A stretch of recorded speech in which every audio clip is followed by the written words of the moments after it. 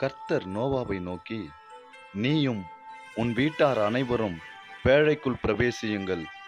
இந்த சந்ததியில் உன்னை எனக்கு முன்பாக நீதிமானாக கண்டேன்.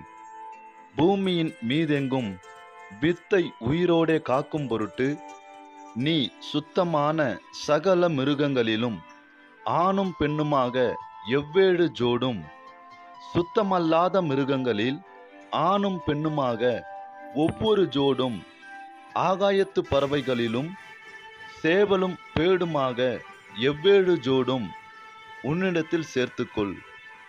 இன்னும் 7 நாள் சென்றபின் 40 நாள் இரவும் பகலும் பூமியின் மேல் மழையை வருஷிக்க பண்ணி, நான் உண்டாக்கின ஜீவ ஜந்துக்கள் அனைத்தையும் பூமியின் மேல் நிக்கிரகம் பண்ணுவேன் என்றார். நோவா தனக்கு கர்த்தர் கட்டளையிட்டபடியெல்லாம் செய்தான். ஜலப்பிரளயம் பூமியின் மேல் உண்டான போது நோவா 600 வயதாயிருந்தான். ஜலப்பிரளயத்திற்கு தப்பும்படி நோவாவும் அவனுடனே கூட அவன் குமாரரும் அவன் மனைவியும் அவன் குமாரரின் மனைவிகளும் பேழைக்குள் பிரவேசித்தார்கள். தேவன் நோவாவுக்கு கட்டளையிட்டபடியே சுத்தமான மிருகங்களிலும் சுத்தமில்லாத மிருகங்களிலும் பூமியின் மேல் ஊரும் பிராணிகள் எல்லாவற்றிலும் ஆணும் பெண்ணும் ஜோடு ஜோடாக நோவாவிடத்தில் பேழைக்குட்பட்டன. 7 நாள் சென்ற பின்பு பூமியின் மேல் ஜலப்பிரளயம் உண்டாயிற்று. நோவாவுக்கு 600ஆம் வயதாகும் வருஷம் 2ஆம் மாதம் 17ஆம் தேதியாகிய அந்நாளிலே மகா ஆழத்தின் ஊற்று கண்களெல்லாம் பிளந்தன, வானத்தின் மதகுகளும் திறவுண்டன. 40 நாள் இரவும் பகலும் பூமியின் மேல் பெருமழை பெய்தது. அன்றைத் தினமே நோவாவும் நோவாவின் குமாரராகிய சேமும் காமும் யாப்பேத்தும் அவர்களுடனே கூட நோவாவின் மனைவியும் அவன் குமாரரின் 3 மனைவிகளும் பேழைக்குள் பிரவேசித்தார்கள்.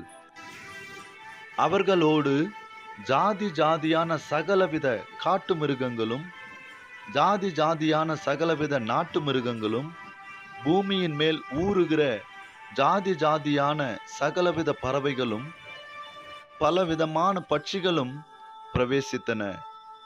இப்படியே ஜீவ சுவாசம் உள்ள மாம்சமான ஜந்துக்கள் எல்லாம் ஜோடு ஜோடாக நோவாவிடத்தில் பேழைக்குள் பிரவேசித்தன. தேவன் அவனுக்கு கட்டளையிட்டபடியே ஆணும் பெண்ணுமாக சகலவித மாம்ச ஜந்துக்களும் உள்ளே பிரவேசித்தன. அப்பொழுது கர்த்தர் அவனை உள்ளே விட்டு கதவை அடைத்தார்.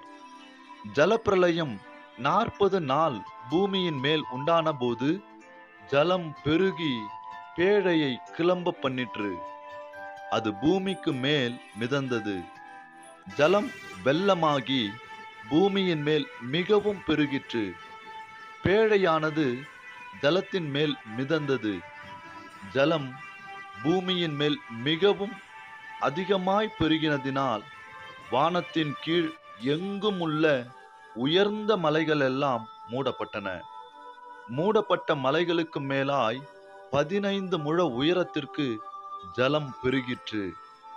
அப்பொழுது மாம்ச ஜந்துக்களாகிய பறவைகளும் நாட்டு மிருகங்களும் காட்டு மிருகங்களும் பூமியின் மேல் ஊரும் பிராணிகள் யாவும் எல்லா நர ஜீவன்களும் பூமியின் மேல் சஞ்சரிக்கிறவைகள் யாவும் மாண்டன. வெட்டாந்தரையில் உண்டான எல்லாவற்றிலும் நாசியிலே ஜீவ சுவாசம் உள்ளவைகள் எல்லாம் மாண்டு போயின. மனுஷர் முதல் மிருகங்கள், ஊரும் பிராணிகள், ஆகாயத்து பறவைகள் பரியந்தமும் பூமியின் மேல் இருந்த உயிருள்ள வஸ்துக்கள் யாவும் அழிந்து அவைகள் பூமியில் இராதபடிக்கு நிக்கிரகமாயின. நோவாவும் அவனோடே பேழையில் இருந்த உயிர்களும் மாத்திரம் காக்கப்பட்டன. ஜலம் பூமியின் மேல் 150 நாள் மிகவும் பிரவாகித்துக் கொண்டிருந்தது.